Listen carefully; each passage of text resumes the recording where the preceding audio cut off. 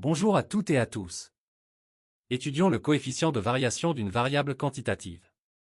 Le coefficient de variation est un indicateur de dispersion relative très utilisé en statistique descriptive, car il permet d'évaluer l'importance de la dispersion par rapport au niveau moyen de la série.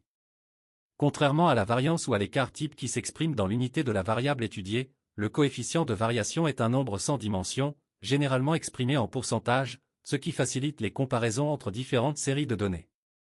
Il se calcule en divisant l'écart type par la moyenne arithmétique, puis en multipliant le résultat par 100. Dans cet exemple, l'écart type est d'environ 3,05 et la moyenne est d'environ 13,53, ce qui donne un coefficient de variation proche de 22,54%.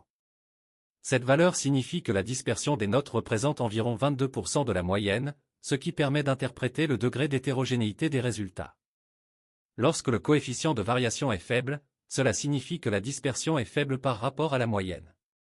Les données sont donc homogènes et les valeurs sont proches de la moyenne. A l'inverse, lorsqu'il est élevé, cela indique une forte dispersion relative, les données sont hétérogènes et les valeurs sont très dispersées autour de la moyenne. Ici, une valeur d'environ 22,54% indique une dispersion modérée, ce qui signifie que les notes restent relativement groupées autour de la moyenne tout en présentant une certaine variabilité. Cependant, cet indicateur présente plusieurs limites.